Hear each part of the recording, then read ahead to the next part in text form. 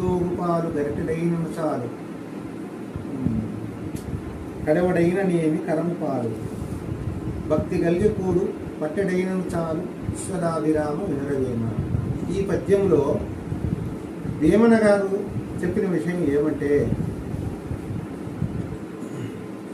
దుష్టమైన పద్ధతిలో దుష్టుడైన వాని వద్ద ఉన్నటువంటి ధనము ఎంత వచ్చినా ఎంత సంపాదించినా ఉపయోగం లేదు.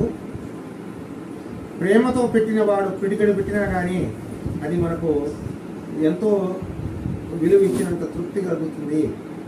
కానీ అందువలన దీని గురించి వివరిస్తూ,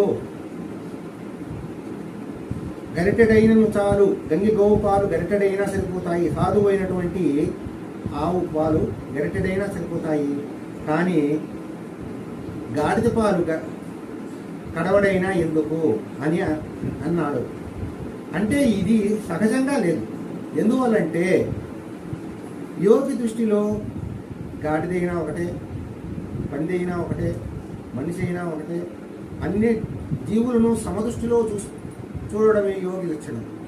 కానీ ఆ లక్షణానికి ఇది విరుద్ధంగా ఉంది. ఎందువలంటే ఆవు గొప్పది, గాడిద పనికి మారింది అనే భావన ఈ పద్యములో తొంగి చూస్తాము. కానీ ఇక్కడ మనం చెప్పుకోవడం ఏమంటే, రాయసగాల్లో పొరపాటు ఏదైనా ఉండొచ్చేమో అనిపిస్తుంది. ఎందువలంటే కరము అంటే గాడిద, కరమ పాలు, కరమ అనేది ఏమంటే ఒక ఆవు పాలు ఇవ్వకుండా తనడము ఎగజెప్పుకోవడము ఇటువంటి పనులు చేసినప్పుడు దానికి ఉరివేసి కట్టి తీసుకొని కొట్టి అనేక రకాల హింసించి పాలు తీస్తారు. ఆ విధంగా చేయడం అనేది కరమ అంటారు.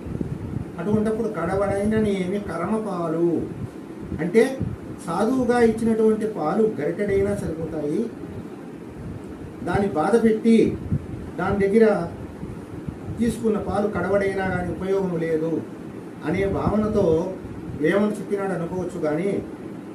కానీ ఆవు పాలు గరిటెడు చాలు, గాడిద పాలు ఎందుకు అనే అనడములు అది గొప్పగా లేదు. ఒక విధంగా చెప్పాలంటే పూర్వకాలంలో ఒక సంప్రదాయం ఉంది. పురిటిలో ఉన్నట్టు బిడ్డలకు సురభి పాలు అనే పేరుతో గాడిద పాలు తెచ్చిపోస్తూ ఉన్నారు. ఎందుకంటే గాడిద పాలు తాగిస్తే